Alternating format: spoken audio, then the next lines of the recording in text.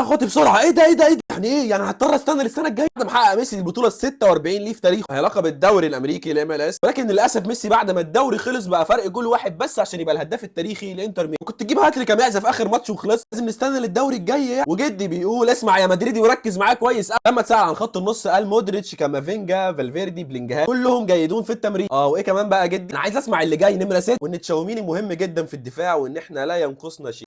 افهمها له ازاي دي؟ ما علينا من القصه دي دلوقتي. ولما اتسال على مبابي قال ان هو مش جاهز 100%، وعشان كده فرنسا مش هيستدعوه في التوقف الدولي اساسا لبطوله الامم الاوروبيه. دي حاجه كويسه على فكره عشان يرتاح، كده كده اصلا ما بينايلش حاجه مع المنتخب. بمناسبه المنتخبات دي، قائمه منتخب اسبانيا اللي استدعت في التوقف الدولي في دوري الامم الاوروبيه دي، هاو مدرب نيوكاسل بيقول ان ايزاك هيغيب عن مباراه ايفرتون بنسبه كبيره جدا بسبب ان هو عنده اصابه في صوابع رجل. يا حبيبي برضه في المؤتمر الصحفي ليه برايتون ركز كويس قوي، عشان لو انت يعني من محبين الفانتزي، تم تاكيد غياب جو بيدرو لفتره طويله جدا، فلو عندك في الفانتزي اديله واحد انطر قبل كاش، فايتك الابلكاش.